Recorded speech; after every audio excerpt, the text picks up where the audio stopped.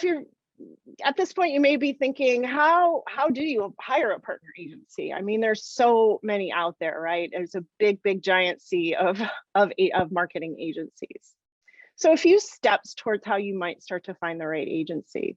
You could ask for referrals from other colleagues, organizations, just in your network, asking around, seeing, who might already be working with an agency successfully.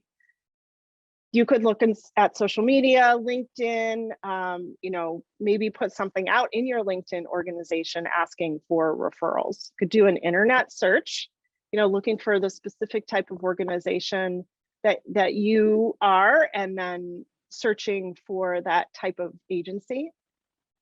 If you happen to use a certain piece of marketing software already, for example, HubSpot, we are a HubSpot partner agency. And so we are a part of a network. We are part of a whole community of agencies and with different specialties. And we often, we often have folks referred to us through that network as well. And so if you happen to use a piece of software like that, and you already have one in place, it's not common, but if you do, you could search out in that network as well. You could do a request for proposal, or maybe not. No. We recommend that you do not do request for proposals. This is a fairly known in our industry now to be a fairly outdated practice. Though it is still done.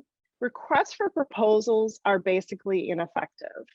They waste hours and hours of time for everybody involved. They usually, what comes out of an RFP is pages and pages of rigid, cumbersome specs.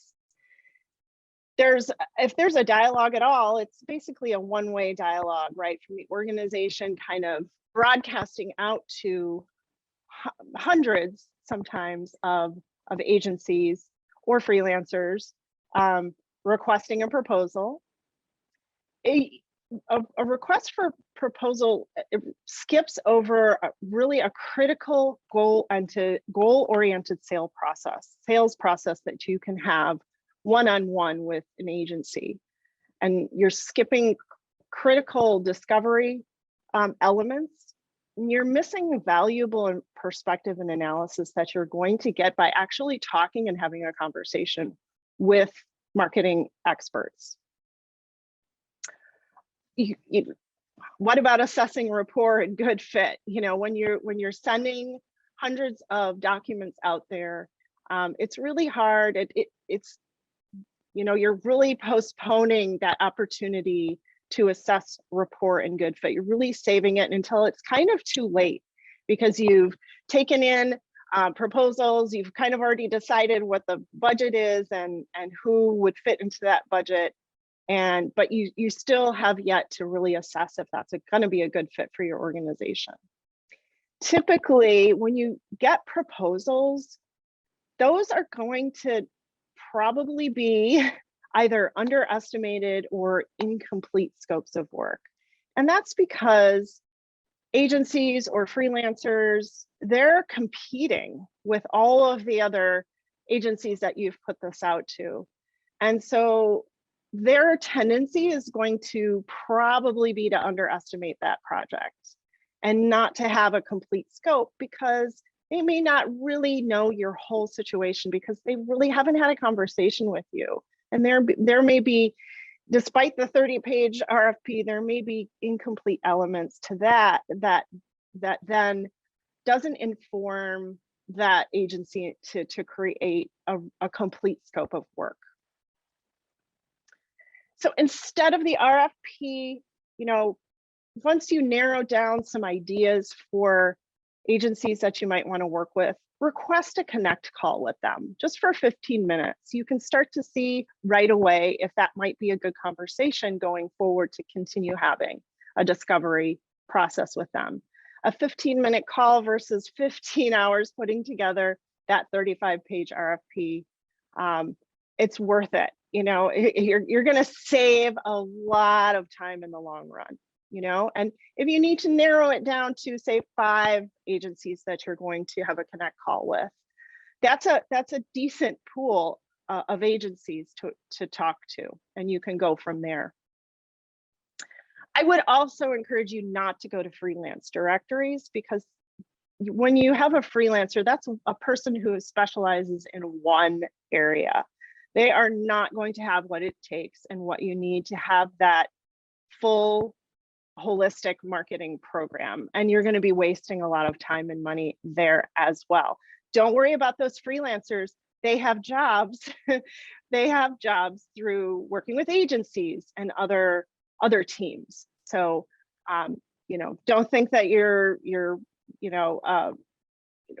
making it so that they don't have work, because they have plenty of work. But you're not going to want to look to them to really get your marketing program off the ground. All right, so let's say you have a few agencies that you're entertaining, you're looking at, you're talking to, you've had some connect calls with. What do you look for in those agencies? What's kind of a checklist that you can start to refer to as you're considering working with that agency? So some signs of a great partner agency: they're going to ask you the right questions. Okay, they're going to ask you, what are your goals? What are you doing now? You know, some of those things we talked about way back in the beginning, they're going to ask you those questions. They're going to want to know, what are you doing right now? They're going to want to get into the real-time, realistic situation. What's working with what you're doing right now? What are your challenges? What's your timeline? What's your internal capacity? You know, they might also ask you, why now? Why are you looking to do this now? Why are you looking to build marketing capacity? And they're doing this not to challenge you, but just to find out, just to discover what's going on internally. What state of mind is the organization in right now? The great partner agency will seek to understand your work. They're going to discuss your mission with you, and in a way that you'll register that they get it. They understand what you're doing. They understand the stakeholder value of your organization's work. They're going to start to understand what your quote unquote product or service is and how it serves society and or the community. They're going to get your audience. They're going to start to get and understand your audience and start to want to learn more and dig deeper into that audience. A great partner agency will speak your language. They'll understand the nonprofit space, understanding of who your internal and external stakeholders are and the different roles they play in the organization. They're going to understand the needs of the audience, and they're going to have a handle on how marketing and sales applies to the nonprofit sector. They'll likely have experience working with a board, whether directly or indirectly through different contacts in the organization. They will have experience creating nonprofit content and nonprofit marketing assets. A great agency partner they'll have what it takes to help meet the needs. In other words, they're not the one freelancer who only creates content. They have what it takes. They have a marketing approach. They have an understanding of the current marketing landscape and what's important in that current marketing landscape, specifically as it relates to nonprofit. You know, they'll have a set of competencies and skills where they can deliver and execute a full marketing program. They'll have a level of expertise with marketing technology. Also looking at their reputation. What sort of reputation do they have? Have they had some time to build up a reputation as a nonprofit marketing agency, for example? And do they have case studies and testimonials? This is something important that you want to see, that they have those there. And that they can provide references as well. And also an important key element is, do they rely on data? Is data something important to them in terms of figuring out what's working and being able to demonstrate those results and that return on marketing investment? And a great agency will be a good fit for your organization's culture.